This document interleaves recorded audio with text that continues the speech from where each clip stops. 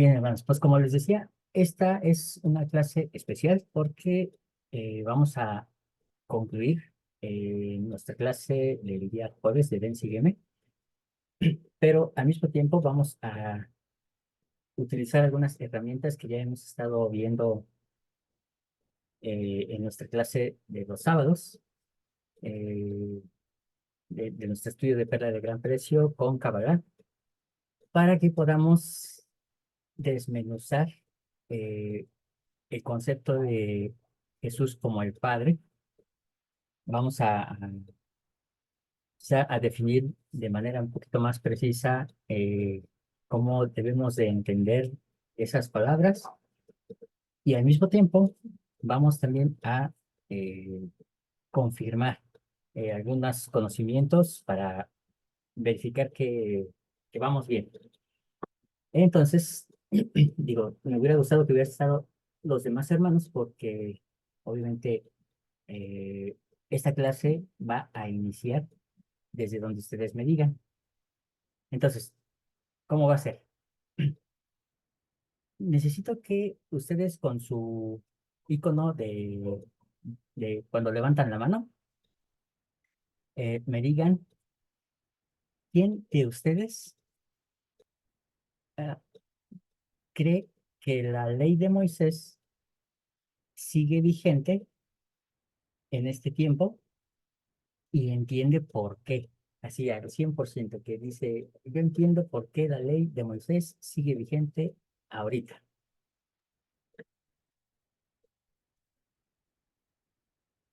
Ok, ahora, muy bien. Ok, bien. Eso significa que ustedes entienden por qué está vigente. Ahora, levanten la mano quienes creen que está vigente, pero todavía no entienden el todo por qué está vigente. Ok, muy bien. Ahora, necesito que levanten la mano aquellos que creen que la ley de Moisés se acabó cuando Cristo fue crucificado y resucitó. Es decir, que en Cristo tuvo fin la ley. Ok, ¿usted, hermana Alicia? Perdón, no puedo bajar mi mano. Ah, ok, Y entonces lo hago. entiendo. Ok. ¿Me podría repetir la pregunta, por favor? Esta última pregunta es que levanten la mano aquellos que creen que la ley ya tuvo su fin cuando Cristo murió y resucitó. Es decir, que actualmente ya no está vigente la ley de Moisés. Muy bien, entonces estamos, por lo menos los que estamos ahorita presentes, estamos de acuerdo en que la ley está vigente. Algunos entienden por qué, otros más o menos.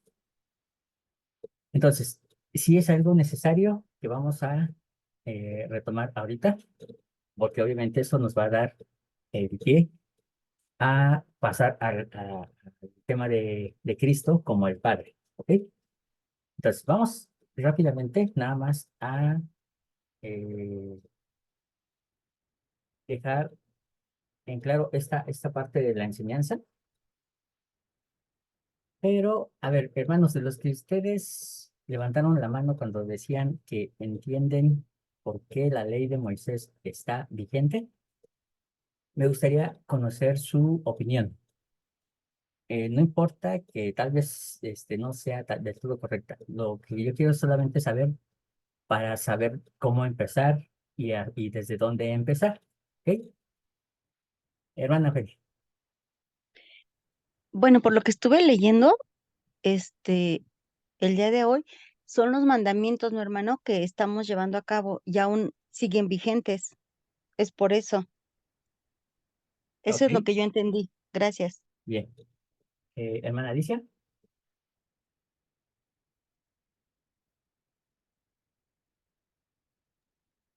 Em, Aunado a lo que dice la hermanita de que seguimos todavía con los mandamientos, pues hemos estudiado que Jesucristo vino a continuar esa ley, a enseñarnos que esa ley tenía que seguir. No por el hecho de que Él haya venido, quiere decir que se modificó. Es lo que yo he entendido. Ok, muy bien. Hermano Enrique.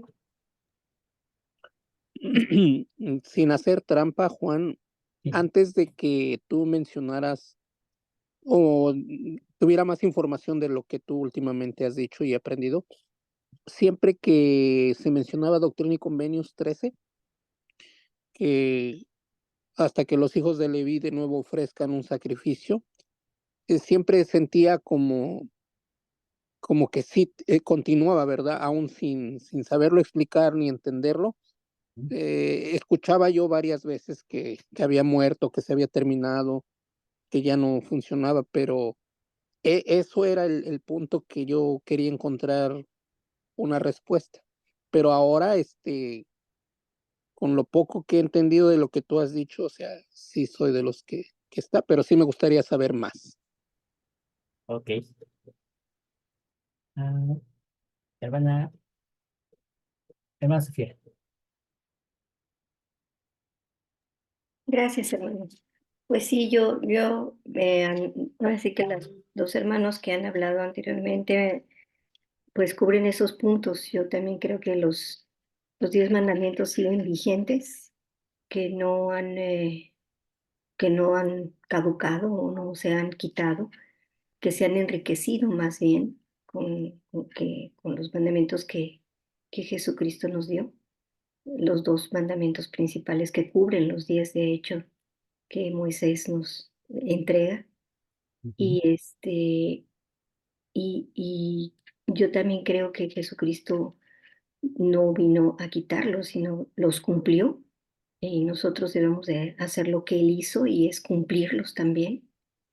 Y bueno, pues por supuesto que me gustaría saber un poco más, pero creo que es lo que yo entiendo, ¿no? Que sigue vigente la ley, que la debemos de cumplir tal cual Jesucristo también la cumplió, y además cubrir esos nuevos dos mandamientos que el Señor también nos dejó. Ok. Ahorita vamos a ver nada más un poquito concerniente a esos dos mandamientos. Y hermana Rosario, es la primera vez que nos visita, así que bienvenida. Gracias, buenas noches a todos. Bueno, dijo nuestro Padre Celestial, lo que yo he dicho, lo he dicho.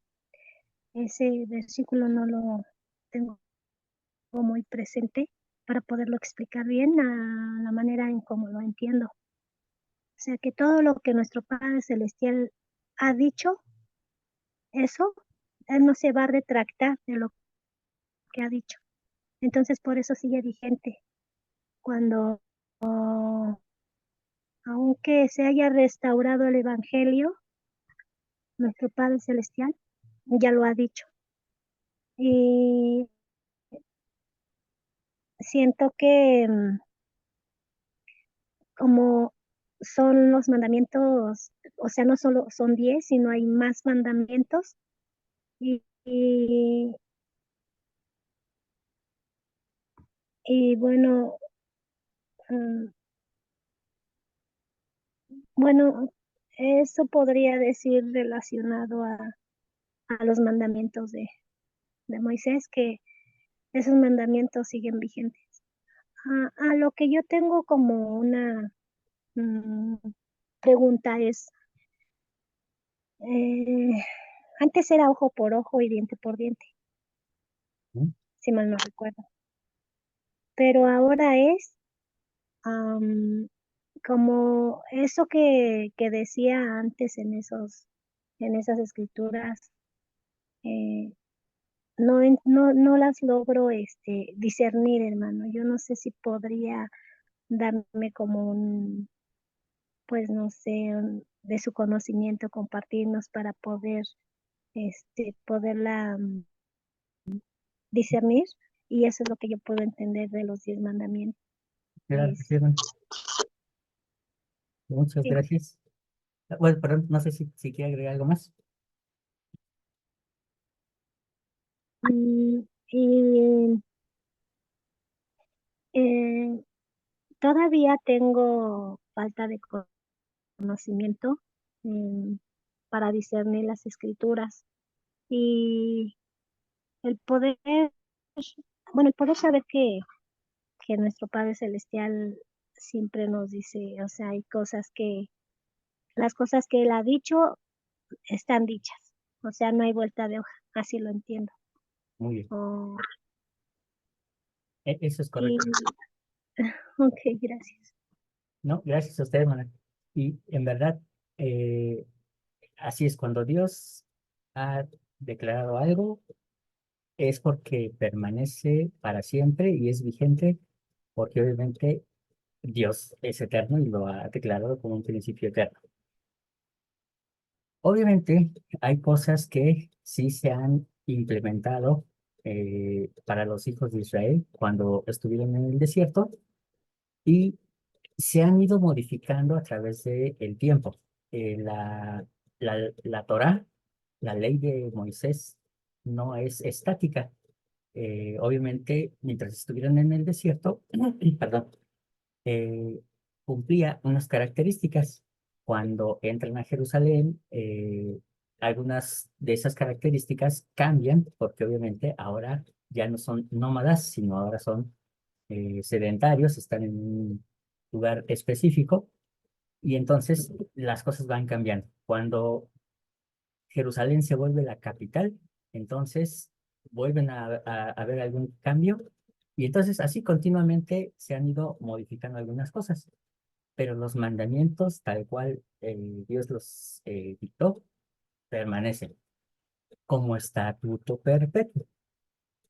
Ahora bien, mm, solamente con respecto a los dos mandamientos, porque ahorita nuestra hermana Sofía nos hablaba acerca de que Cristo resumió técnicamente la ley en estos dos mandamientos, pero estos dos mandamientos no son de Jesucristo.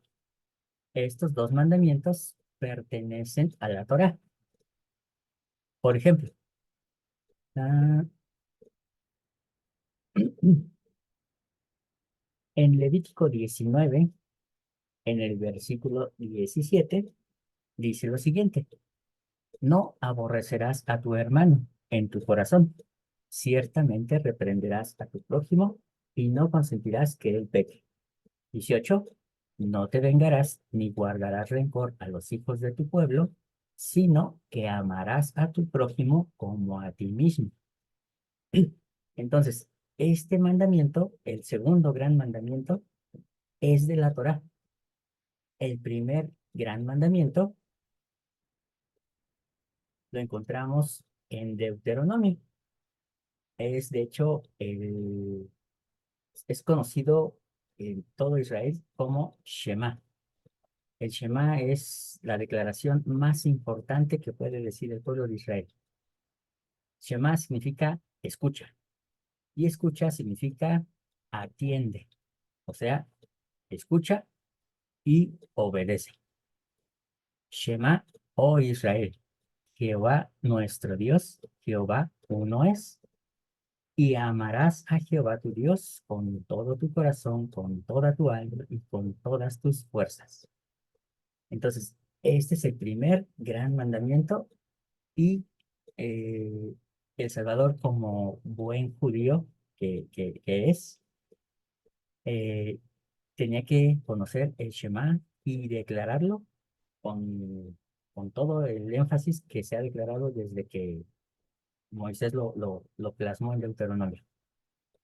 Entonces, estos son los dos grandes mandamientos que están en la Torá. El Salvador los toma como también tomó otras enseñanzas. Si ustedes recuerdan, cuando él fue tentado en el desierto, él responde con escrituras. Y las escrituras con las que él responde, todas son de Deuteronomio. Entonces, es interesante que eh, El Salvador le contestó a Satanás con escrituras de la Torá. Y esto es bien importante tenerlo en cuenta. Ahora, ¿por qué menciono esto? Porque efectivamente en el mundo cristiano regularmente se nos enseña que Dios hizo a un lado, perdón, que el Salvador hizo a un lado los mandamientos y simplemente los resumió en dos conceptos importantes: amar a Dios y al prójimo. Pero, como ya podemos ver, no hizo la ley a ningún lado, sino que al contrario, retoma la ley para mostrar que ahí están los dos grandes mandamientos. Entonces, el Salvador enseñó que él no venía a abrogar ni a quitar la ley. Y por el contrario, él decía: cualquiera que enseñe que estos mandamientos son pequeños, dice, pequeño será llamado en el reino de los cielos. Entonces debemos de tener ahí mucho cuidado con esa parte. Ahora bien, ahorita vamos a contestar lo del ojo por ojo, porque sí tiene que ver con lo que vamos a aprender el día de hoy. Pero, sí, hermana Penny, adelante. Un favor, ya ve que yo soy media lenta. ¿Me puede volver a explicar lo que acaba de decir ahorita de Deuteronomios 6:4-5? Porfa, es que no me quedó claro, hermano, Juan Carlos. Gracias. Ok. Los versículos 4 y 5 se conoce como el Shema. Ese es su nombre. Shema significa escucha. Y escucha significa atiende y obedece. El Salvador, como buen judío, él tenía que conocer este primer y gran mandamiento. O sea, el judío debe de saber que este es el primer gran mandamiento. Shema, oh Israel, Jehová nuestro Dios, Jehová uno es. Y amarás a Jehová con todo tu corazón, con toda tu alma y con todas tus fuerzas. Entonces, cuando Cristo cita el primer gran mandamiento, no es algo que él inventó, no es un mandamiento suyo, sino que es un mandamiento que viene en la Torá. Y cuando dice, y el segundo mandamiento es semejante, amarás a tu prójimo como a ti mismo, él lo toma de Levítico. Y entonces estos dos grandes mandamientos se encuentran en la Torá. Entonces, ese es como lo que podemos resumir. Gracias, ya me quedó claro, hermano. Le agradezco, gracias. Bien, hermanos. Bueno, voy a empezar primero con una escritura que a muchos miembros de la iglesia no les gusta escuchar, eh, porque es una escritura que nos habla de que la iglesia se encuentra bajo maldición.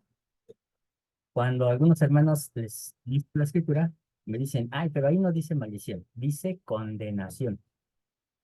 Bueno, yo prefiero que diga maldición a que diga condenación. Es más grave condenación, por supuesto. Pero vamos a ver por qué. ¿Por qué la iglesia hasta el día de hoy, desde los tiempos de José Smith hasta el día de hoy, se encuentra bajo condenación? Y entonces, esto que vamos a leer se encuentra en Doctrina y Convenios, sección 84, y vamos a leer a partir del versículo 52. Dice: y el que no recibe mi voz, no conoce mi voz, y no es mío. Y de esta manera podréis discernir a los justos de los inicuos, y a saber que el mundo entero gime bajo el pecado y la oscuridad ahora mismo. Y en ocasiones pasadas, vuestras mentes se han ofuscado a causa de la incredulidad y por haber tratado ligeramente las cosas que habéis recibido. Y esta incredulidad y vanidad han traído la condenación sobre toda la iglesia. Y esta condenación pesa sobre los hijos de Sión, sí, todos ellos, y permanecerán bajo esta condenación hasta que se arrepientan y recuerden el nuevo convenio, a saber, el Libro de Mormón y los mandamientos anteriores que les he dado, no solo de hablar, sino de obrar de acuerdo con lo que he escrito, a fin de que den frutos dignos para el reino de su Padre. De lo contrario, queda por derramarse un azote y juicio sobre los hijos de Sión. Entonces, está decretado. Hay una condenación sobre cada una de las cabezas de esta iglesia. Y nos dice ahí claramente que se debe a la incredulidad y haber tomado a la ligera, es decir, con vanidad, el convenio que se ha dado, y dice, a saber, el Libro de Mormón. ¿Cómo es que si hoy en día, todo un año, estamos estudiando el Libro de Mormón, por qué seguimos bajo esa condenación? Porque no sabemos usarlo, porque no hemos entendido ni para qué fue escrito, ni la manera en la que fue escrito. Y entonces lo único que hacemos es interpretar las doctrinas del Libro de Mormón a la luz de las doctrinas que recibimos del mundo. Y entonces solamente adecuamos el Libro de Mormón a nuestras propias creencias. Hermana Rosario. Gracias.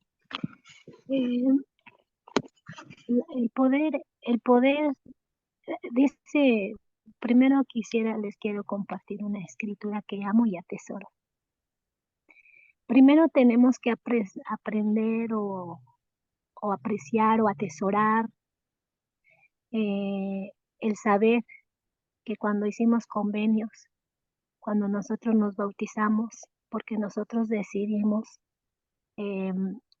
aceptar este Libro de Mormón, nos bautizamos y nos dan el Espíritu Santo.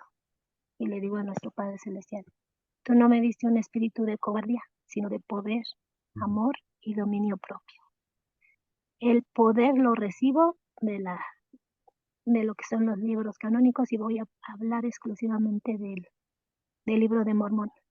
El Libro de Mormón nos ayuda, si podemos tener ojos espirituales y escuchar con los oídos espirituales del Espíritu, entonces vamos a comprender y a saber y a ver cómo resolver las cosas que se nos presentan. Cuando tenemos en mente alguna escritura, vamos a hablar de Nefi. En este caso me quiero expresar de Nefi. Nefi fue atribulado, fue amarrado, maltratado, e incluso hasta humillado en muchos aspectos. Pero Nefi sabía lo que este libro nos daba a conocer y él podía amonestar a sus hermanos. Y con eso siempre se defendía al tener un conocimiento perfecto del Libro de Mormón. Él se dio cuenta que este libro tiene poder. Por eso dice nuestro Padre que nos dio poder. Y el poder es este libro. Este libro nos ayuda a ver las cosas más claras en nuestra vida y poder aprender a resolver todo tipo de problemas, de angustias, de preocupaciones, de tribulaciones, de pruebas. Las pruebas que tenemos son para poder experimentar y poder superar la prueba que se nos presente. Es correcto, hermano. Y esto que se menciona es algo que precisamente analizábamos el jueves, porque decíamos que el Libro de Mormón nos muestra que el propósito de la vida no es ser probados, sino tener gozo. Y obviamente si aprendemos a tener gozo, es porque estamos haciendo lo correcto. Si aprendemos a retener ese gozo, entonces recibiremos plenitud de gozo. Obviamente tiene sentido, Pero hay algo que obviamente es preocupante, que muchos a veces se preocupan más por saber si la tierra de Nefi estuvo en Yucatán o si estuvo en El Salvador, o saber si Quetzalcóatl realmente es Cristo, en fin. Por eso es que yo, hermanos, reiteradamente, y lo seguiré mencionando continuamente, les recuerdo que el libro de Mormón se debe leer proféticamente. ¿Qué significa eso? Que debemos recordar que el libro de Mormón se escribió para nuestros días. Por lo tanto, no es un libro histórico. Su objetivo no es enseñarnos la historia de ese pueblo, sino que Mormón lo que hizo fue seleccionar pasajes de su historia para enseñarnos a nosotros lo que era importante para nuestro tiempo. Entonces, hermanos, esto lo seguiré mencionando continuamente porque tendemos a ver el libro de Mormón como historia, como la Biblia, por ejemplo. Leemos Génesis, Éxodo y así nos vamos como en historias cronológicas. El libro de Mormón no está escrito con ese propósito, sino que está escrito, como decía ahorita la hermana, para aclarar puntos de doctrina, pues, de enseñanza para la vida de nuestro tiempo, de las cosas que necesitaríamos para nuestros días. Teniendo eso en cuenta, entonces, cuando vamos a leer Mosía capítulo 13, vemos entonces, bueno, voy a empezar donde termina de leer los 10 mandamientos y entonces les dice a los sacerdotes del rey Noé. Y aconteció que después que Abinadí hubo dado fin a estas palabras, les dijo: habéis enseñado a este pueblo que debe procurar hacer todas estas cosas a fin de guardar estos mandamientos. Y eso no se lo está preguntando a ellos. Bueno, en el relato sí, pero en realidad la pregunta es para nosotros. Habemos habemos enseñado estas cosas al pueblo para que procuren hacer todas estas cosas y guardar los mandamientos. Nosotros vamos a decir, sí, lo hemos hecho. Y Abinadí nos contesta, os digo que no, porque si lo hubieseis hecho, el Señor no habría hecho que yo viniera y profetizara el mal sobre este pueblo, como lo menciona Doctrina y Convenios, sección 84 que acabamos de leer. Ahora bien, habéis dicho que la salvación viene por la ley de Moisés, es decir, por la obediencia a los mandamientos. Muchos miembros de la iglesia creen que por no tomar café ya tienen ganada la exaltación. Yo os digo que es preciso que guardéis la ley. Ojo, que guardéis la ley de Moisés aún.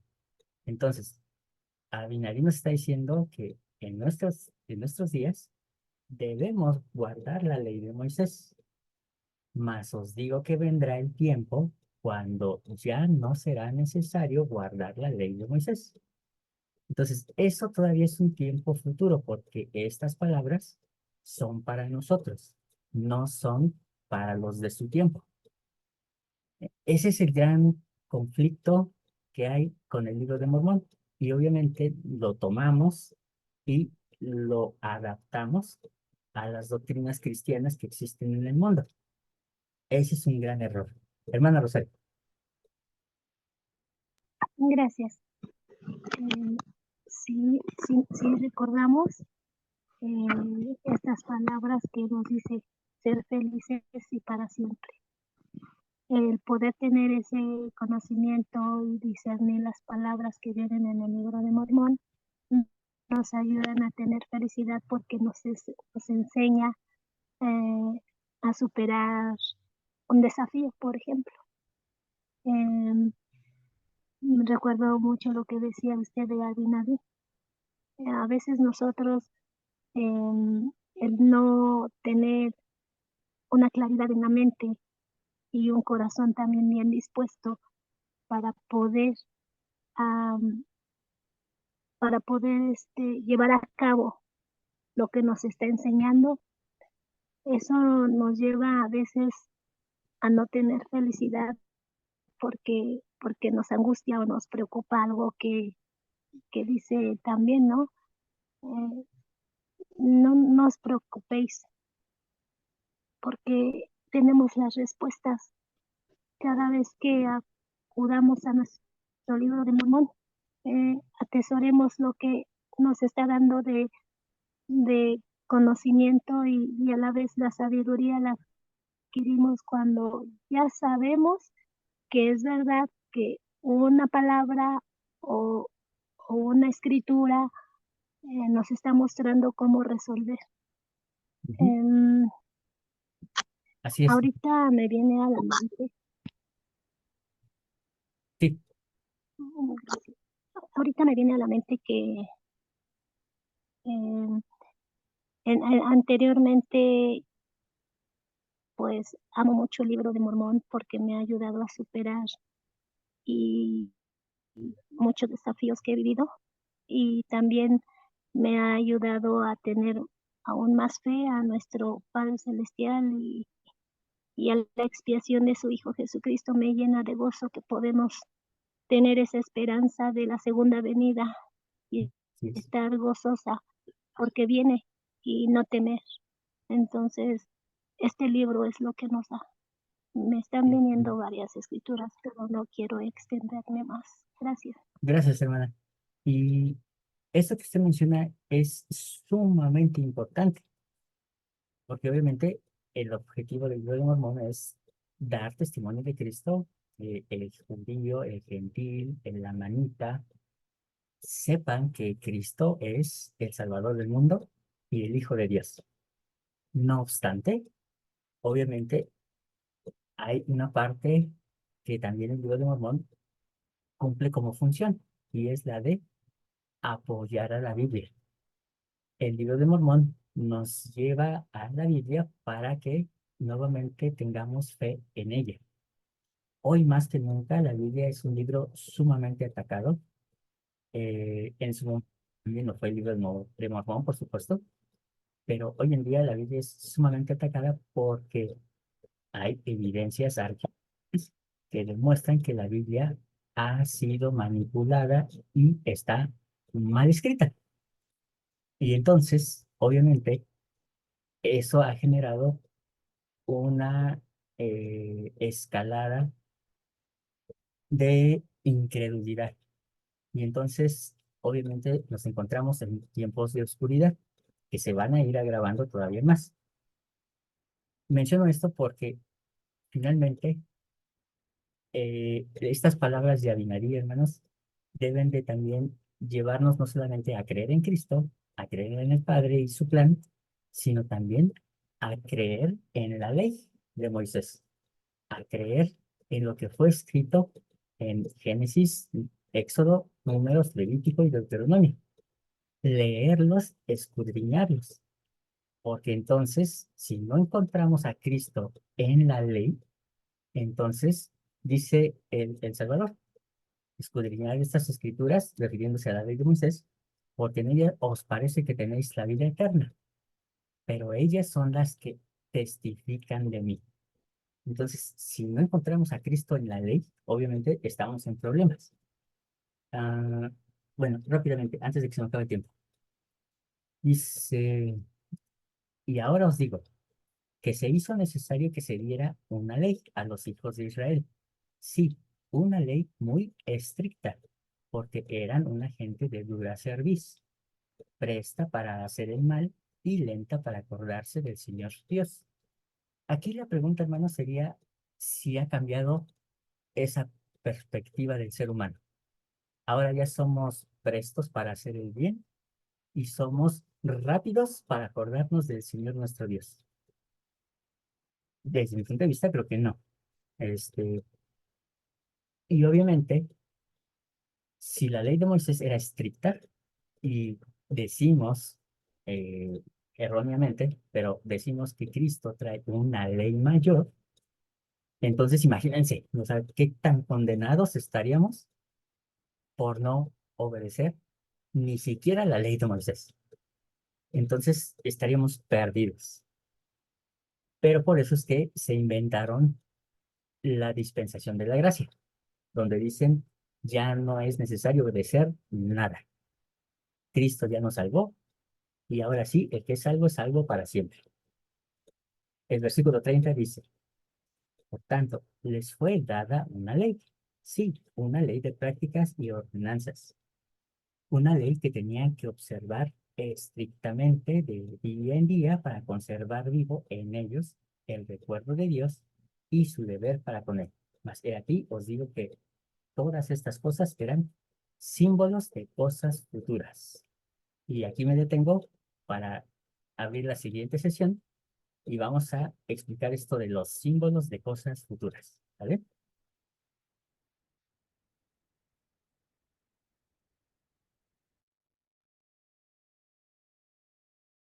Ok. Bien, hermanos, yo sé que algunos de ustedes ya eh, han estado en clases anteriores hablando de esto y algunas cosas tal vez les están pareciendo repetitivas. Solamente es para que todos vayamos parejos. Entonces tengan un poquito de paciencia. Ahorita vamos a introducirnos a un nuevo concepto de Kabbalah. Entonces, para que se pongan vivarachos. Ok.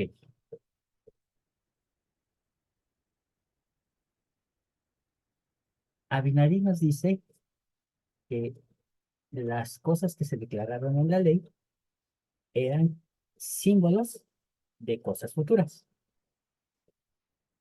Sí, eh, prácticamente lo que encontramos desde Génesis hasta Deuteronomio son sombras, son tipos, simbologías, figuras de cosas futuras. Sin embargo, hermanos, hay que tener mucho cuidado, eh, porque los mandamientos no son solamente mandamientos. En realidad hay muchas categorías. Hay mandamientos, estatutos, testimonios, etcétera, ¿no? Y obviamente esas categorías los hacen distintos. Si nos damos cuenta, obviamente Génesis también es parte de la Torá, de la ley de Moisés. Y obviamente hay mandamientos ahí adentro. Pero no todo el libro son mandamientos. También hay historias, hay principios, hay enseñanzas de vida. Entonces, no todo es ley. Ese es el gran error que decíamos, que se traduce como ley de Moisés. En realidad debe ser instrucción de Moisés, porque obviamente son enseñanzas para la vida. Y entonces, cuando Abinadí nos dice de los símbolos, debemos de tener cuidado porque, aunque sí, todos los acontecimientos son sombras de cosas futuras, finalmente hay cosas que ah, fueron un hecho que Dios lo tomó como tal. O sea, voy a poner un ejemplo. El hecho de que Abraham subiera al monte Oreb con su hijo Isaac y entonces, al no haber cordero, Isaac se sube al altar, se amarra solito, bueno, primeramente acomodó la leña y entonces le dice a su papá, pues procede al sacrificio. Ese acto fue lo que Dios tomó en cuenta, no solamente como un símbolo, no fue así como que, este es un símbolo de mi hijo, sino que ese acto como tal, Dios lo tomó en cuenta para llamar a Abraham como padre de las naciones, sería el padre de reyes y obviamente su descendencia sería como las arenas del mar. Fue un acto que Dios literalmente lo tomó, no solamente fue símbolo. De la misma manera, cuando hablamos de los sacrificios de los corderos, la sangre de los corderos sí tiene un valor de expiación. Es decir, el cordero sí hacía expiación por la persona que había puesto las manos sobre él. Porque obviamente tenía, decíamos el jueves, tenía el aval de la expiación de Cristo. Pero eso no significa que fuera un símbolo. Significa que la sangre del cordero, como tenía el aval de la sangre del Hijo de Dios, entonces ese cordero, o más bien la sangre de ese cordero, servía para hacer una expiación. Era legal y Dios perdonaba a aquel que llevaba su ofrenda. Y esto obviamente tiene un sustento doctrinal, que es precisamente a lo que vamos a analizar en este momento. En la clase del sábado pasado empezamos a hablar acerca de lo que son los niveles del alma. Y entonces decíamos que hay un nivel muy básico y ese nivel es conocido como el nefesh. Y el nefesh se traduce como aliento. Se refiere al alma animal, es lo que mantiene vivo a los organismos. Como es lo que mantiene vivo a los organismos, hermanos, entonces significa que plantas, animales y seres humanos tienen nefesh. Y es la parte del ser orgánico que le permite realizar sus necesidades básicas como digestión, reproducción, crecimiento, pero hasta ahí. No va a otros niveles. Por tanto, es el alma del hombre natural, el alma del animal, así como de las plantas y de todo organismo, ojo, que vive a través de lo que corre por su ser. Y entonces, hermanos, me di a la tarea de ponerles aquí las escrituras para así que avanzar más rápido. En Levítico 17, versículo 14, encontramos lo siguiente. Porque el alma de toda carne, su vida está en la sangre.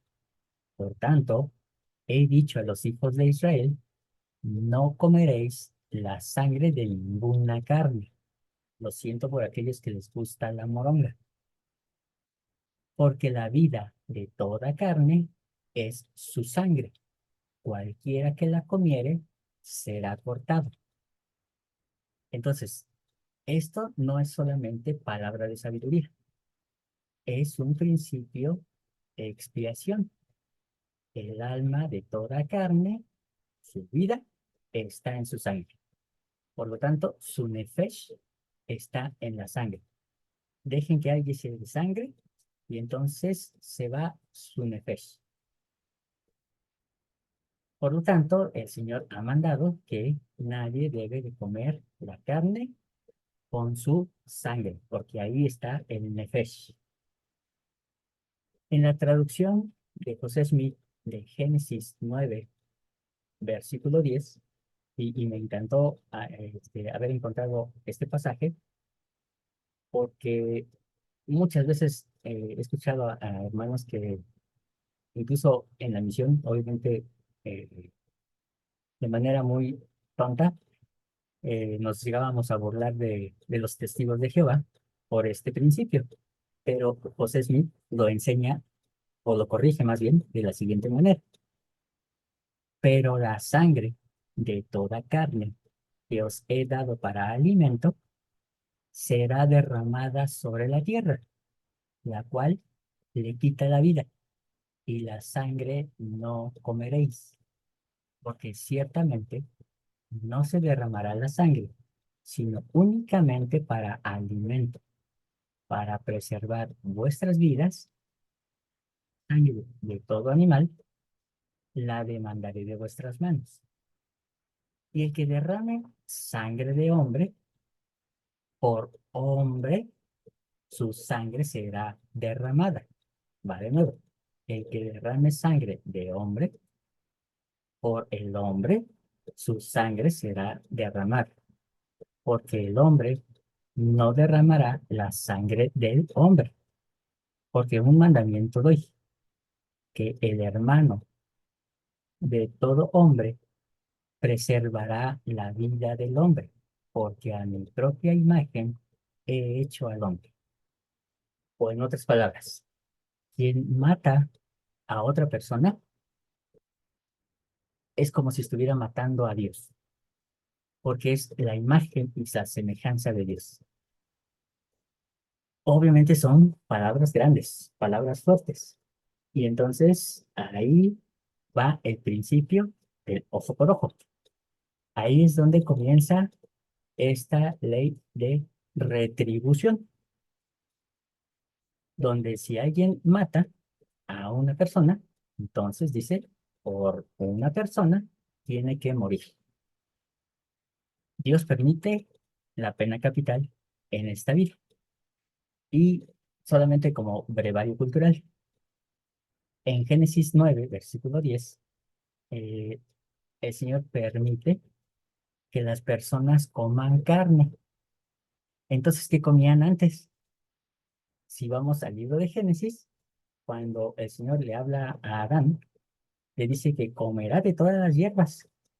Dice, de todo lo que crece, tú podrás comer. Con el sudor de tu frente, te vas a ganar el sustento. Entonces, antes del diluvio, la gente era vegana, comía hierbas, únicamente hierbas. Después del diluvio, se autoriza comer carne. Entonces, solo Dios pone una condición, que no la comas con su sangre, porque en su sangre está su alma, su nefesh. Entonces, esto es bien importante conocerlo. Repito, no es solo palabra de sabiduría, es principio de expiación. Ezequiel 18:4. He aquí, todas las almas son mías, tanto el alma del Padre como el alma del Hijo son mías. El alma que peque, esa morirá. Este pasaje, hermanos, es lo que se conoce como el acta de decreto, que se menciona en Colosenses capítulo 2, versículo 14, que muchos han malinterpretado diciendo que se refiere a la ley de Moisés, cuando dice que fue clavada en la cruz. No es así, se refiere a esta acta de decretos. El alma que peque, esa morirá. Eso es lo que fue clavado en la cruz. ¿Por qué? Porque obviamente, así como todos morimos, todos vamos a resucitar. Eso sí fue clavado en la cruz. Levítico 19:16, y ya nos estamos acercando más a la parte interesante. No andarás chismeando entre tu pueblo. No atentarás contra la vida de tu prójimo. Yo, Jehová. Cuando eh, una persona empieza con chismes, con difamaciones, es más, aun cuando fuera verdad lo que se está contando, se está matando a esa persona. Por lo tanto, decíamos en clases anteriores, un principio de, de, de Kabbalah, es que cuando alguien cuenta un chisme, 3 personas están sentenciadas a muerte. ¿Quién? La víctima del que se está hablando. El que está haciendo el chisme, porque obviamente está matando. Y el que está escuchando, porque obviamente es cómplice del asesinato. Entonces, hablar de alguien es matar a alguien.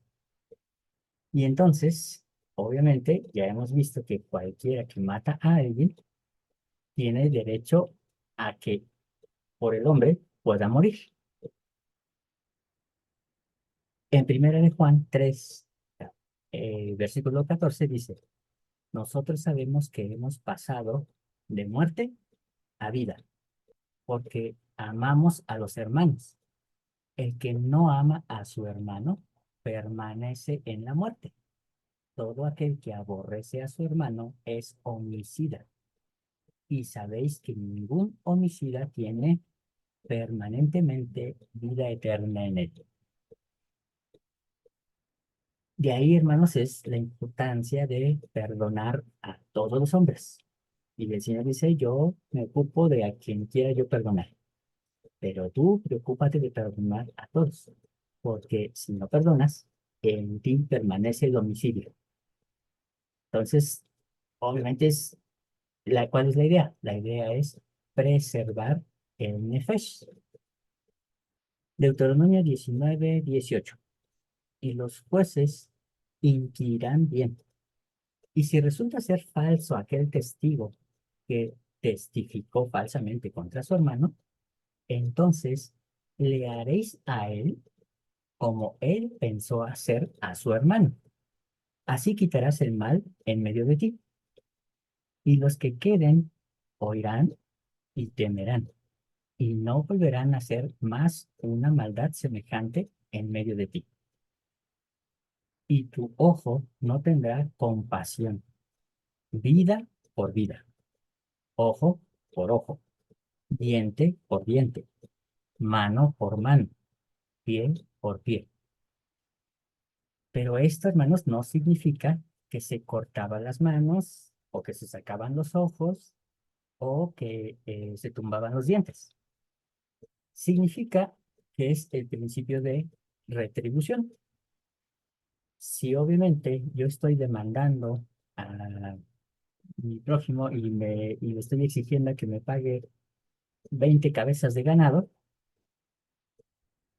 y obviamente estoy haciendo un falso testimonio, entonces al descubrirse el falso testimonio, yo tengo la obligación de pagarle al difamado las 20 cabezas de ganado. Así como yo demandé, así tengo que pagar. Y hermanos, este es un principio eh, de arrepentimiento, que obviamente nos lo estamos pasando por debajo de la mesa, porque a veces decimos, hay que restituir. Sí, pero en realidad muy pocas veces restituimos realmente. Si alguien, por ejemplo, se roba algo, no solamente tiene que pagarlo, sino que además tiene que trabajar para la persona a la que le robó, por el valor de eso que se robó. Más aparte, tiene que eh, otorgarle un servicio adicional equivalente al doble de lo que se había robado. Es decir, a final de cuentas tiene que pagar 4 veces.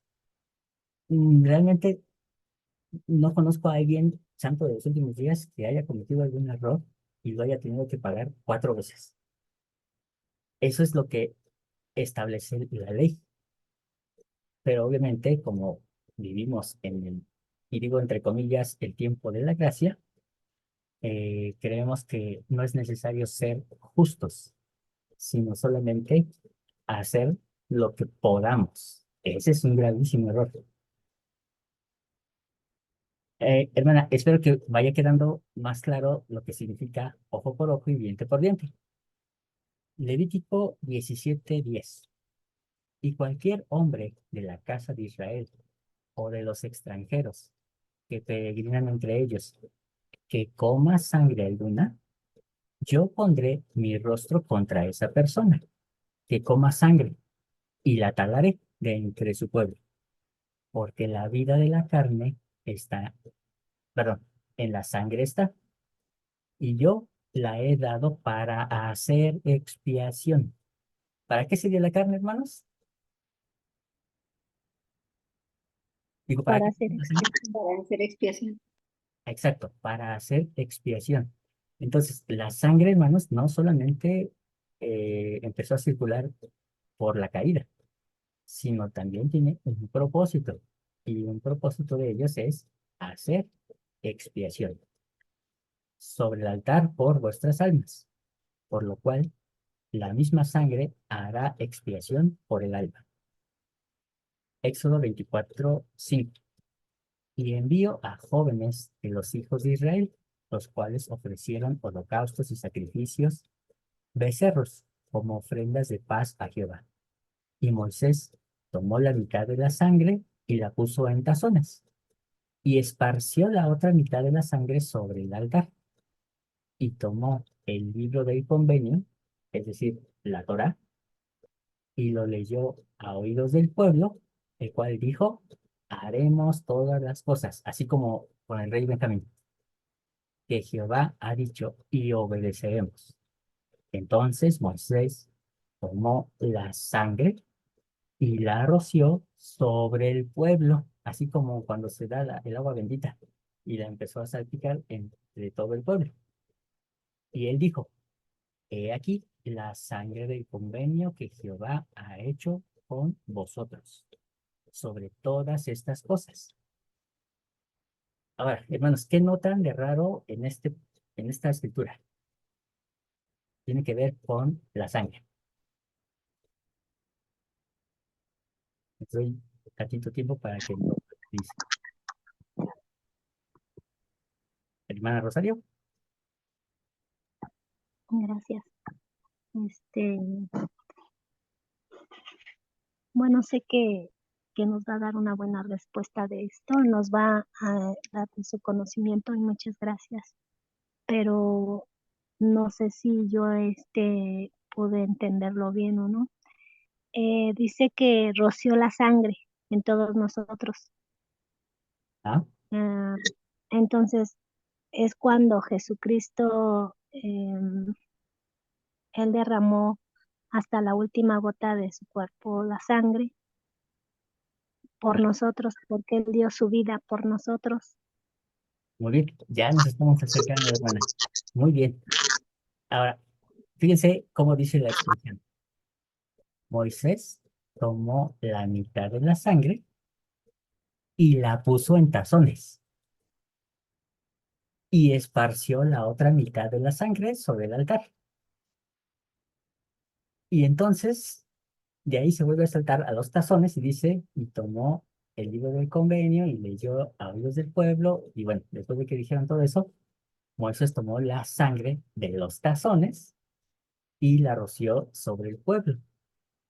Entonces, si se dan cuenta, la sangre dice que se apartó, pero no se le dio atención luego, sino que primero fue a tomar la otra mitad y la rocía en el altar, porque efectivamente, si él hubiera rociado la sangre primero, pues no tendría efecto, porque no hay un enlace con el altar que es un símbolo del sufrimiento y obviamente de la expiación de nuestro Señor Jesucristo.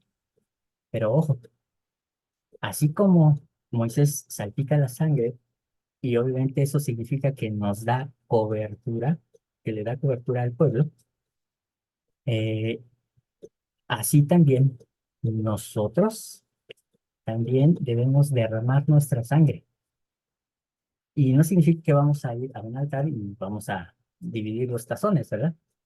Sino que tendremos que convertirnos en un sacrificio vivo para llegar a Dios como si fuera en el altar, es decir, en polvo y ceniza. Pero es una forma simbólica. Obviamente, eh, ¿por qué podemos hacer esto hoy en día? Porque Cristo ya derramó su sangre en el altar. Entonces, hermanos, ese orden es más que simbólico, es legal, es algo que tiene un fundamento, eh, vaya, en las leyes, no solamente es algo que alguien se inventó y mitológicamente ahí está la sangre derramada. Hermana Rosario. Gracias, hermano. Quiero hacerle una pregunta. Sí. Cuando nosotros estamos tomando la Santa Cena en representación de su cuerpo y la sangre, Ujú. entonces cuando están repartiendo la Santa Cena, yo estoy meditando Y en mi mente dice que nuestro Padre nos va a dar el rostro de Jesucristo cuando estamos esforzándonos en cumplir sus mandamientos. Eso nos va haciendo una nueva criatura. Cuando estoy cada semana que estoy en la capilla, estoy sentada y estoy meditando cuando nos están dando la ordenanza. Y, y en mi mente está que recorra la sangre de nuestro Salvador Jesucristo cuando tomo el agua, y entonces la voy recorriendo en mis venas. Y cuando nos dan el pan, estoy también meditando en su cuerpo de Jesucristo. Esto es porque venimos también nosotros a dar la vida por nosotros. En este caso, nosotros como discípulos y miembros de la Iglesia de Jesucristo de los Santos de los últimos días, hicimos esos convenios de venir y predicar el Evangelio y saber que Jesús es el Cristo, y obedeciendo sus mandamientos, y también pienso ser mansos y humildes de corazón. No sé, ahorita que estamos hablando de esto, si es correcto o no lo que a mí me viene en mi mente cuando estoy en esos momentos del sacramental. Gracias. Bueno, esto que usted menciona, hermana, es importantísimo. Y obviamente, nada más es cuestión de acomodarlo. El comer la Santa Cena no es lo que nos convierte en nuevas criaturas. Lo que nos convierte en nuevas criaturas es el arrepentimiento, y una vez que nos hemos arrepentido, todas las obras justas que vamos realizando en nuestra vida. Eso es lo que nos convierte en nuevas personas. Y ahorita, obviamente, profundizaremos en lo que significa ser hijos de Dios, pero obviamente el pan y el agua son solamente para recordar, así como usted bien lo dijo, solamente para hacer memoria de Cristo, su sacrificio, y obviamente recordar también lo que nosotros testificamos al Padre que íbamos a hacer: tomar el nombre de Cristo, guardar sus mandamientos, ser testigos de Él en todo lugar, y junto con ello hacer las cosas que cuando veamos Alma, la conversión de Alma, veremos que Él declara un montón de cosas que deberíamos de estar haciendo, porque eso es lo que prometemos al bautizarnos. Sí, adelante, hermana. Mm, Dice la escritura, dice la ordenanza, y lo recordaremos siempre. El poder saber que podemos ser una nueva criatura es cobrar nosotros que podemos ser coherederos de Jesucristo nuestro Salvador, cobrar sus dones, la paciencia, la bondad, la caridad, la misericordia, la templanza. Así es. De hecho, esta escritura que viene, Despojando de la mujer o del hombre natural. la escritura que viene a continuación de Hebreos 12, que es la que voy a leer, precisamente nos habla de esto. Nos dice: porque aún no habéis resistido hasta derramar sangre. O sea, nos está diciendo, no chillen porque no han tenido que derramar su sangre, combatiendo contra el pecado. O sea, algunos obviamente sabemos que en esa época había gente que sí moría por la causa de Cristo, pero dice, no han tenido que derramarla por el pecado. Y habéis ya olvidado la exhortación que como hijos os dirige, diciendo: Hijo mío, no menospreciéis la disciplina del Señor, ni desmayéis cuando eres reprendido por él, porque el Señor al que ama disciplina, y azota a todo aquel que recibe como hijo. Si soportáis la disciplina, Dios os trata como a hijos. ¿Por qué? Porque ¿qué hijo es aquel a quien el padre no disciplina? Pero si se deja sin disciplina, de la cual todos han sido partícipes, entonces sois bastardos y no hijos. Por otra parte, tuvimos a nuestros padres terrenales que nos disciplinaban y re- y los reverenciábamos. ¿Por qué no debemos mucho mejor al Padre, obedeceremos mucho mejor al Padre de los Espíritus y viviremos? Y dice, seguid la paz con todos. Entonces, nuevamente se reitera el principio de estar bien con el prójimo y la santidad. El primer mandamiento, estar bien con Dios, sin la cual nadie verá al Señor. Sin los dos mandamientos grandes, nadie verá al Señor. Mirando bien que ninguno se aparte de la gracia de Dios. Entonces, sí podemos apartarnos de la gracia.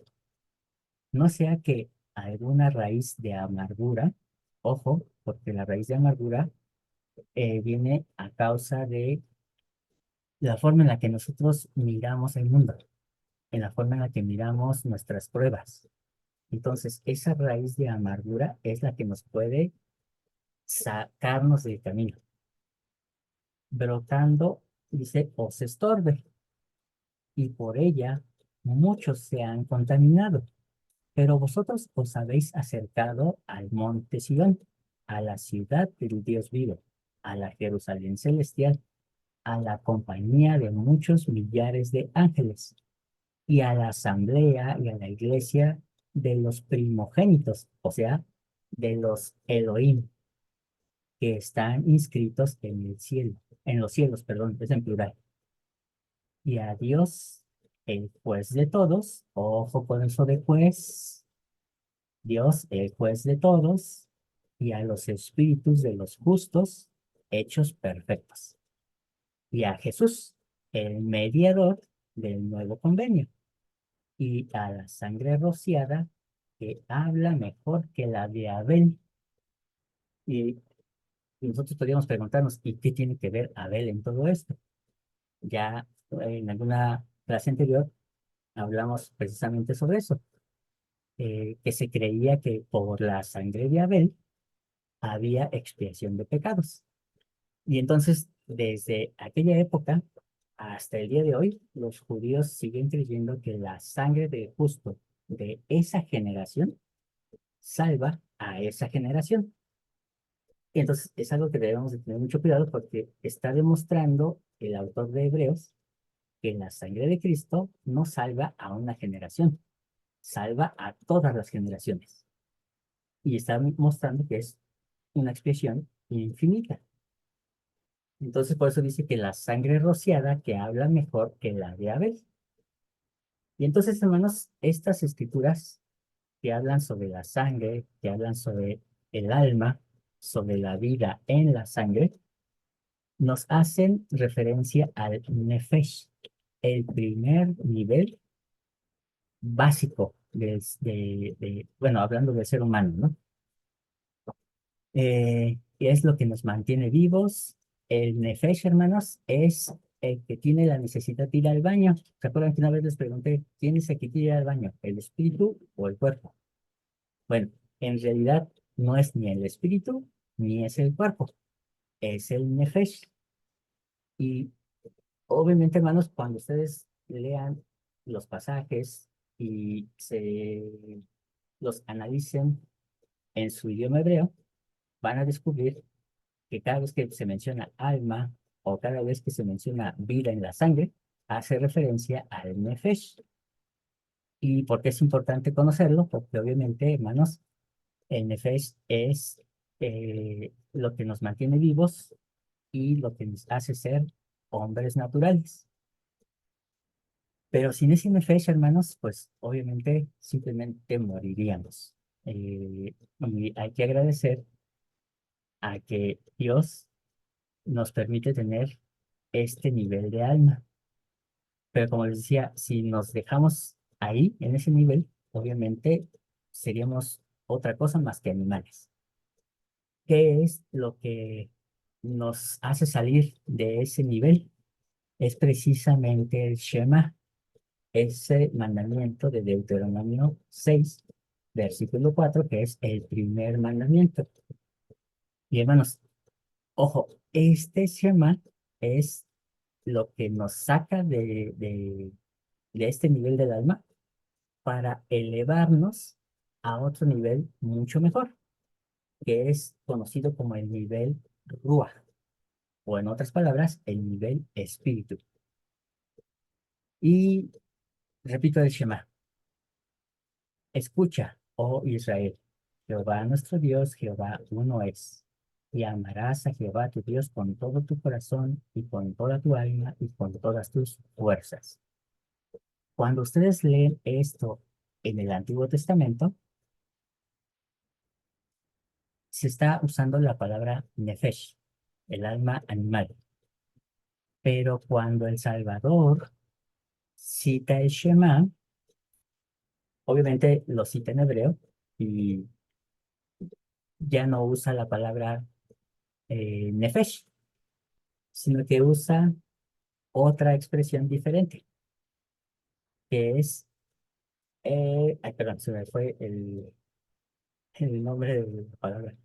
Ay, Diosito. Perdón, neshama. Es neshama la palabra que usa el Salvador. Y entonces diría así: y Jesús le respondió: el primer mandamiento de todos es Shema Israel. El Señor nuestro Dios, el Señor uno es. Amarás pues al Señor tu Dios con todo tu corazón y con todo tu neshama y con toda tu mente y con todas tus fuerzas. Este es el principal mandamiento. Quizá podríamos preguntarnos, bueno, pues Juan Carlos, tú sabes qué es la diferencia. Nefesh es el alma animal. Neshama es el alma más elevada del ser humano. Por lo tanto, en el Antiguo Testamento el Señor nos dice que debemos llamar a Dios con toda nuestra sangre, con toda nuestra vida, con toda nuestra vitalidad.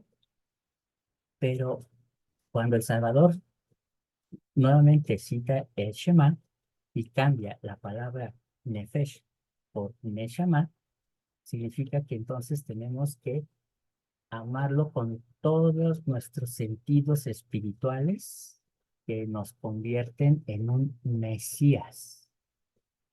Y entonces dice prácticamente: entrega tu vida a Él. Mientras que en el otro es entrega tu fuerza, en este es entrega tu vida. Todo lo que eres, entrégalo a Él. Ya veremos, cuando veamos el nivel Neshama, vamos a ver por qué es importante esa expresión. Pero hermanos, cuando ustedes se sientan débiles, tristes, cuando sientan que la depresión esté a punto de entrar en sus vidas, repitan el Shema. Si lo pudieran hacer en hebreo, sería genial, porque obviamente tiene un efecto sonoro que sirve a nuestra mente. Pero si no, en español está bien, en español tiene fuerza, pero díganlo en voz alta: amarás a Jehová tu Dios con todo tu corazón, con toda tu alma y con todas tus fuerzas. Y verán cómo su fuerza se restaura. Permítame abrir la última sesión, hermana, y ahorita le doy la palabra.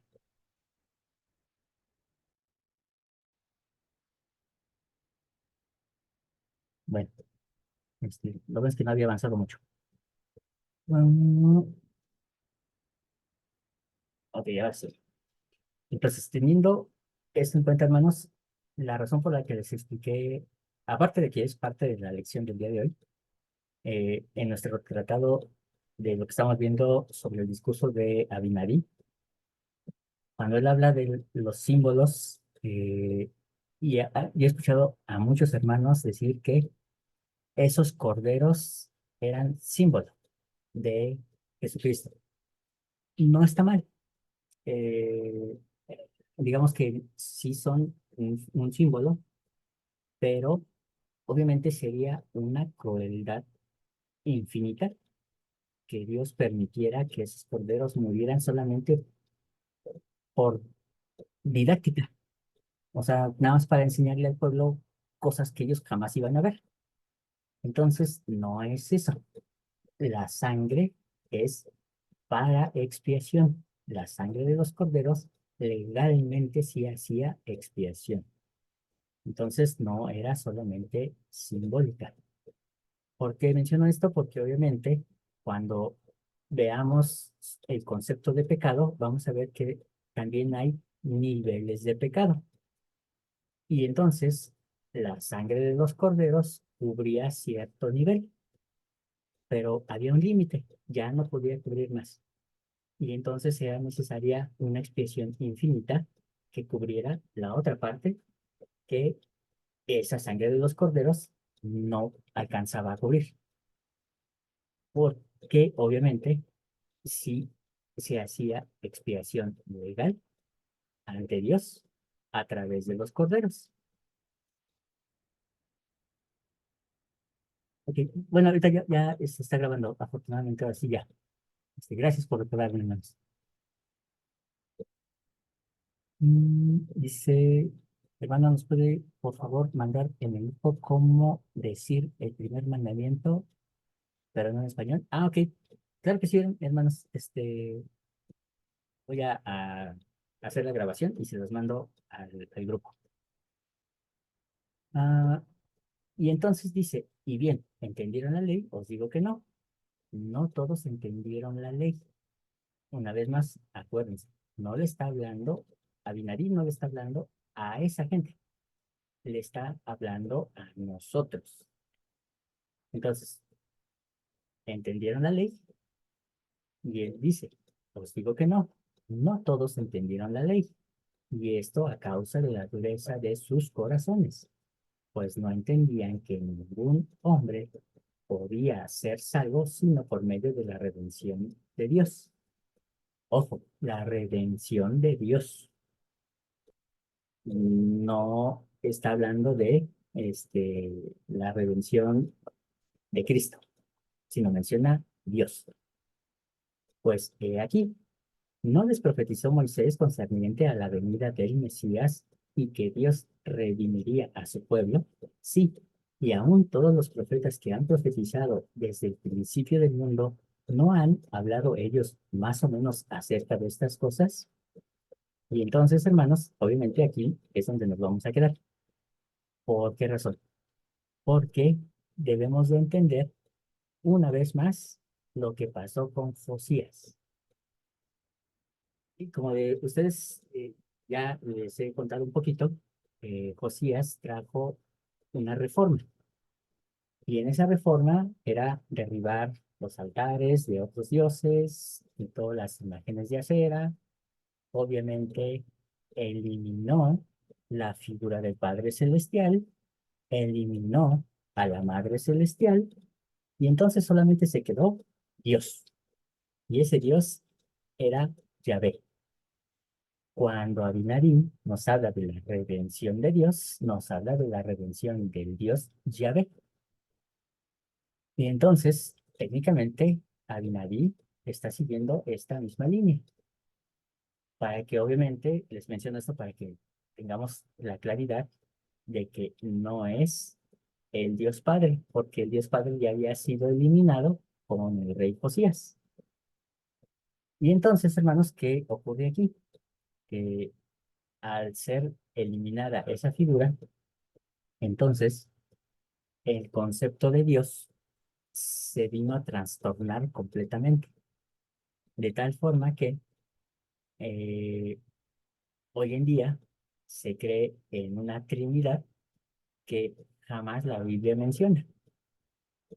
También cuando veamos el próximo sábado el nivel espíritu, vamos a hablar precisamente, les voy a dar solamente un avance, En el nivel espíritu vamos a encontrar que hay un espíritu que es una fuerza vital, como lo enseñan nuestros hermanos testigos de Jehová. Pero no es solamente eso, también es una fuerza que viene de Dios y que permanece en la persona como un don permanente. Y esa fuerza permite que las personas actúen en calidad de Mesías. Si no tienen esa calidad de Mesías, entonces no puede descender sobre ellos ese espíritu y permanecer con ellos. En otras palabras, es lo que conocemos como don del Espíritu Santo.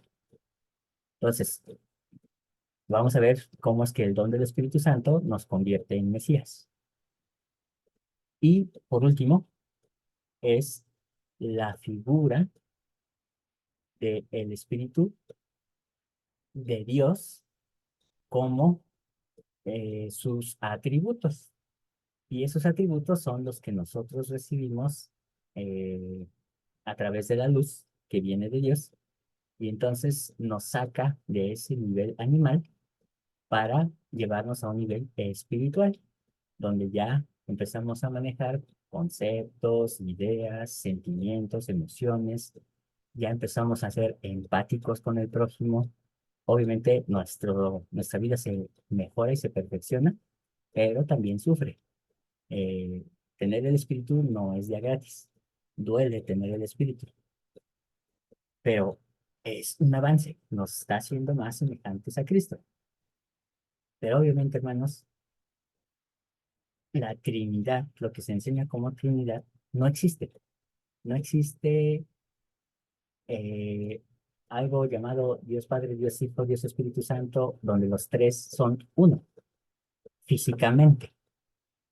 Y eso es lo que se ha enseñado en la cristiandad, que es tan grande, que ocupa todo el espacio, tan pequeño que cabe en el corazón, que son seres espirituales, pero que se pueden materializar de vez en cuando.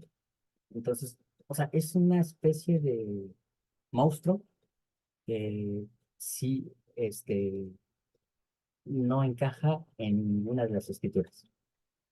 Y obviamente, cuando Abinadí nos empieza a decir que la redención es de Dios y que el Hijo es el Padre y que es el Hijo porque nació del Padre y que es el Hijo porque es de la carne, pues nos deja casi en las mismas, ¿no? Pero vamos a ver que cuando empezamos a aplicar los conceptos que hemos aprendido como Nefesh, como Ruach, vamos a tener mucho mejor claridad y vamos a ver que el discurso de el rey Benjamín no solamente habla de Cristo, sino que también nos habla de nosotros, cómo llegar a ser como Cristo. Y eso es lo maravilloso de este discurso. Ah, Vino como anillo al dedo a nuestra clase de los sábados, porque obviamente nos está ayudando a entender estos niveles del alma. Entonces, ya como conclusión, hermanos, la sangre de estos animales que murieron, los sacrificios, sí hace expiación, es válida para ciertos pecados. Más adelante, obviamente, vamos a analizar esos tipos de pecados y por eso es que hay diferentes tipos de ofrendas. Y, por cierto, nada más una pregunta. ¿Recuerdan cuál es la ofrenda o cuáles son los sacrificios que se hacían en el libro de Mormón? Solamente se hacían dos. Holocaustos. Ajá, muy bien, ese es uno. ¿Y el otro?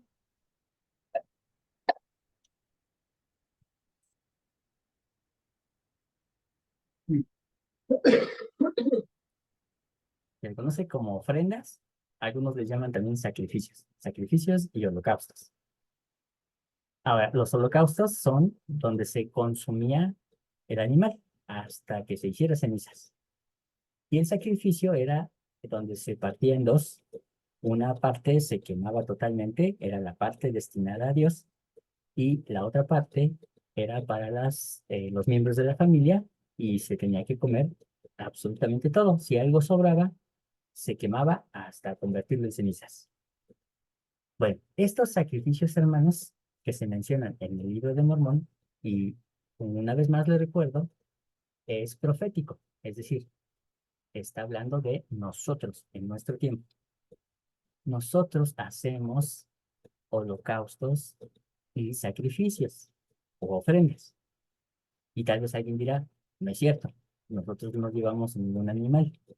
Bueno, cuando nosotros nos arrepentimos genuinamente, significa que realmente, ojo, o sea, que realmente es un arrepentimiento sincero. Significa que nos presentamos ante Dios hasta el polvo, hasta las cenizas, como un holocausto. Por eso os decía que somos una ofrenda viva. Pero además de eso, presentamos las cosas que nos cuestan trabajo, que no son un sacrificio. Tal vez algunos no tanto, pero al fin y al cabo es una forma de sacrificio. ¿Cómo qué? Nuestro diezmo, nuestras ofrendas de ayuno, nuestro tiempo al servir a la iglesia, en algún llamamiento, los que preparan clases, los que dirigen los himnos. Esas son nuestras ofrendas. Y entonces, hermanos, sí presentamos sacrificio, sí presentamos ofrenda, solo que como no hay templo, entonces lo único que nos queda es hacer esto. Si hubiera templo, y me refiero a templo en Jerusalén, entonces tendríamos que llevar nuestro animal a Jerusalén. Pero obviamente no lo hay. Cuando venga el Mesías, esas ordenanzas se van a restaurar, porque esas ordenanzas pertenecen no a la ley mosaica, sino al sacerdocio de Melquisedec, que fueron establecidas con Adán y han continuado, por eso es que continúan en el libro de Mormón. Entonces menciono esto porque eh, a veces nos aferramos a la idea de que los sacrificios ya no se van a efectuar porque Cristo ya murió en la cruz. No. Y de hecho, como les decía en la clase de jueves, la Pascua es una de esas ceremonias que también se tiene que restaurar porque pertenece al orden de Melquisedec y no al de Aarón. Entonces, hermanos, hasta aquí le vamos a dejar por el momento. Obviamente, les subiré la clase a YouTube para que ustedes puedan repasar, pero por favor, cualquier duda que puedan tener, manden un mensajito, cualquier pregunta. Nos pregunta hermana Alejandra, dice, el carnero donde se depositaban los pecados se llevaba al desierto. Ah, ok. ¿Y esta es de la ley del sacrificio? Ojo, precisamente, y qué bueno que lo mencionó hermana, nada más un detallito. En Hebreos, ¿se acuerdan que yo les mandé la pregunta de qué está hablando Hebreos del capítulo 6 al capítulo 12? Y hay una frase, hermanos, que le encanta a los protestantes, que dice, una vez cambiado el sacerdocio, es necesario cambiar la ley. Y con eso, hermanos, dicen que la ley ya no existe, la ley de Moisés se acabó. Y obviamente los miembros de la Iglesia de Jesucristo de los Santos de los Últimos Días empezaron a enseñar que hubo una ley mayor. No sé de dónde sacaron esa ley mayor, pero lo que está enseñando esos capítulos de Hebreos es la ceremonia de Yom Kippur. En esa ceremonia había muchos sacrificios, no solamente uno, eran muchos. Por eso es que en realidad se debe de llamar Yom HaKippurim, en plural, el día de las expiaciones. ¿Por qué? Porque se hacían sacrificios, uno por el sacerdote, otro por el pueblo. Después se hacía un sacrificio donde se hacía uno para Jehová y uno para un demonio llamado Azazel, del cual hablaremos cuando veamos el libro de Enoch. Y entonces el de Jehová se consumía en el altar y el de Azazel se mandaba al desierto, aunque originalmente se llevaba a un despeñadero y se le aventaba vivo para que se destripara al momento de caer. Después el Sanedrín consideró que era demasiado cruel, y entonces optaron por simplemente llevarlo al desierto y pues que se perdiera. Eh, si había vaca roja en ese año, entonces también se hacía el sacrificio de la vaca roja, que es mencionado en la carta a los Hebreos como el de la becerra, dice en algunas versiones, y obviamente muy pocos hermanos observan que menciona una becerra. Entonces, la vaca roja es para purificación de los sacerdotes, y más si habían estado cerca de algún muerto. Y por si fuera poco, hermanos, si tocaba Yom Kippur y fiesta de los jubileos, o el año de los jubileos, entonces era todavía más corderos que tenían que morir.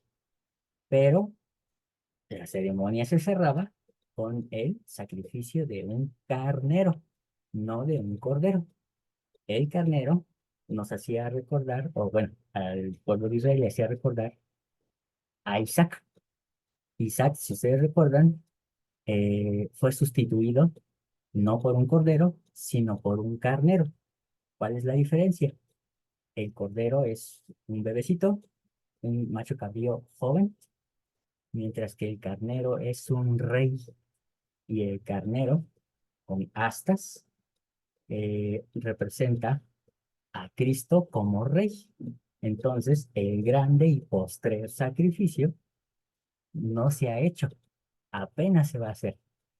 Y obviamente será cuando Cristo, en calidad de rey, venga nuevamente a esta tierra. Entonces, hermanos, no nos dejemos llevar por esas tradiciones que nos ha dejado el cristianismo. Seamos muy sabios al momento de leer las escrituras y poner mucha atención. Hermana Alejandra. Hermano, quiero preguntarle, digo, tengo que estudiar y lo escucho con mucha atención, pero la verdad es que no termino de comprender muchas cosas. Pero bueno, lo que quiero preguntarle es que en alguna parte de la ley se habla, y en Doctrina y Convenio se dice que los levitas serán, cuando ellos entreguen como una obra en rectitud, Una ofrenda en es la rectitud. palabra. Una ofrenda en rectitud, y además hay un pacto perpetuo hacia este sacerdocio. Yo comprendo el sacerdocio arónico, lo cual no quiere decir que yo piense que es menos, no. Yo comprendo el sacerdocio arónico como la expresión material del poder de Dios en la tierra. Así es como lo comprendo. De hecho, las piedras y todo la belleza del sacerdote gira alrededor de eso, de la expresión del poder de Dios, para que nosotros los humanos podamos concretamente entender su poder. Así es como yo lo comprendo. Aarón es llamado y él a su vez tiene bajo su autoridad a los levitas, ¿no? Entonces, ellos, por lo que yo comprendí ahora que está leyendo las escrituras, ellos, solamente un sacerdote entra una vez al año en la expiación. Ya me fijan. Ujú. Ajá, o sea, tiene la posibilidad de entrar uno solo de ellos. Ajá. Supongo que el líder, el más fuerte, ¿no? No es así con nosotros. Y en una clase, el hermano Carlos dijo, no, es que entonces nosotros nos ponemos en una posición de que somos mejores que ellos. Y no, precisamente estudiando las palabras de Abinadí, me sorprendió que él, por lo menos yo así lo sentí, me enseñara que en realidad nosotros entramos al templo y tenemos el privilegio de entrar al salón celestial, porque con la expiación, justamente la sangre de Cristo nos cubre. Y en otra clase usted nos explicó el origen de los Garmin. Entonces, todo gira alrededor del Señor. Él, literal, nos cubre. Al cubrirnos, nos da la posibilidad de hacer cosas que en el momento del tabernáculo no podían hacer ellos. Pero no porque nosotros fuéramos mejores que ellos, sino porque las circunstancias después de su muerte hacen que nosotros tengamos ese privilegio. Pero mi pregunta ahorita era también respecto a la ley de sacrificio, porque con lo que usted nos está explicando ahorita, quiere decir que la ley de sacrificio está incluida en el perfeccionamiento de los santos. O sea, es un proceso que se manifiesta a través de la sangre, porque el que mueran animales, por ejemplo, sí, en Apocalipsis, que se habla de los seres que representan al Señor, que es el león y que es el cordero, que son símbolos de él. No, se nos enseña esto. Yo así entiendo, la ley y todas las escrituras giran alrededor de él, de la expiación de ¿Cuál es él. la pregunta, hermano? Mi pregunta es si la ley de sacrificio es lo que usted nos está diciendo ahorita. O sea, la ley de sacrificio no va a ser abolida, es parte del perfeccionamiento de los santos. Ajá. Y el sacrificio puede ser, en este caso, de sangre, y de hecho, el hecho de que los levitas sean nuevamente restituidos, o no sé cómo se pueda decir, tiene que ver con eso, ¿no? Sí. Ok. Bueno, hay dos cosas. La ley de sacrificio es una ley eterna que tiene que ver con la conciencia mesiánica. Habíamos dicho que Ok, tener conciencia mesiánica significa que queremos ser como Cristo. ok. Pero desgraciadamente muchos dicen que quieren ser como Cristo, nada más, no sé, llevando despensas. Está bien, eso es parte, pero eso no es ser como Cristo. Ser como Cristo es hacer lo que Cristo hizo. ¿Y qué hizo Cristo? Dar la vida por sus amigos. Por todos. Entonces, eso es ser como Cristo. Eso es conciencia mesiánica. No es De hecho, esperar a que venga el perdón, hermano. Mesías a salvarnos, sino nosotros salvar a otros. De hecho, usted en una clase nos habló, cuando hablamos del aceite de oliva, usted nos habló de las uvas y nos habló de las aceitunas, ¿no? Y nos explicó que el proceso, cuando eres uva, digo, en este caso, así lo entendí yo, Abinadí es una uva, ¿no? A diferencia de una aceituna. La presión del mundo exterior, esa presión que se ejerció en el Señor en el Getsemaní, es un proceso de santificación para todos los seres que siguen a Jesucristo, me Bueno, imagino. una recomendación, hermana, es no tratar de juntar todo de golpe, porque Ok, obviamente se va a mega enredar. Entonces, ok, véalo solamente eh, de como poco a poquito. por partes, para que ya Ok, después los vaya integrando como un rompecabezas. ok, ok. Porque si empezamos a mezclar sacerdocio de Aarón, Melquisedec, sacrificios, Garmen, uvas, Sí, ¿de qué estamos hablando, no? sí, claro. Entonces, todo en orden. Muchas gracias. No, Gracias, hermano. dice la escritura, no trates de correr más de lo que tus fuerzas te permiten. Entonces, Sí, gracias, solamente hermano. para aclarar esa parte. El, la aceituna trae el aceite de oliva. El aceite de oliva se usa para unción. de reyes, sacerdotes, pero también de enfermos. Y entonces, obviamente, tiene un propósito protector y curativo. La uva también es presionada, pero arroja jugo de vid. Y entonces ese jugo de vid se vuelve vino, el cual representa también al Espíritu Santo, al igual que el aceite. Solo que en un aspecto más agradable, en un aspecto que trae gozo. Y entonces esa es la diferencia. En el caso, por ejemplo, yo no pondría a Vinari como uva, porque obviamente él muere de una forma muy cruel. Pero finalmente podríamos decir que sí, porque pues es recibido con corona y galardón, pero su muerte sí fue cruel. Entonces, hay un Espíritu Santo que nos trae gozo, y hay un Espíritu Santo que nos trae protección y sanidad. Bueno, no que sean dos, sino que obviamente son dos fuerzas que se manifiestan a través del Espíritu Santo. Pero el sacrificio es algo que todo aquel que quiere ser como Cristo tiene que vivir.